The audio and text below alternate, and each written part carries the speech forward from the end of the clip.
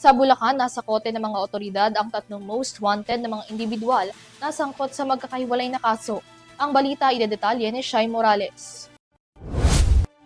Nasa kote ang tatlong most wanted person sa magkakahiwalay na operasyon sa Bulacan nitong Huwebes. Bandang alas 12 ng tanghali nang maaresto sa lungsod ng San Jose del Monte City ang isang city-level most wanted person na kinilalang si alias Jeff, isang 23 anyos na residente. Dinakip siya sa bisa ng warrant of arrest para sa kasong homicide at may inirekomendang piyansa umaabot sa 120,000 pesos. Makalipas ang ilan pang minuto, bandang alas 12:30 ng tanghali, nadakip naman sa barangay Encanto Angat ang top 5 provincial level most wanted person na si alias Vince, isang 22 anyos na lalaki. Inaresto siya sa bisa ng Nobel warrant para naman sa kasong statutory rape. Bandang alas 2:45 ng hapon naman, sa kaparehong araw, naaresto rin sa San Jose del Monte ang isa pang city-level most wanted person at 20 anyos na residente na si alias Jim. Hinuli siya sa bisa ng warrant of arrest para sa paglabag sa anti-fencing law na may piyansang umaabot sa 108,000 pesos. Kasalukuyan ng nasa kustudiya ng pulisya ang tatlong akusado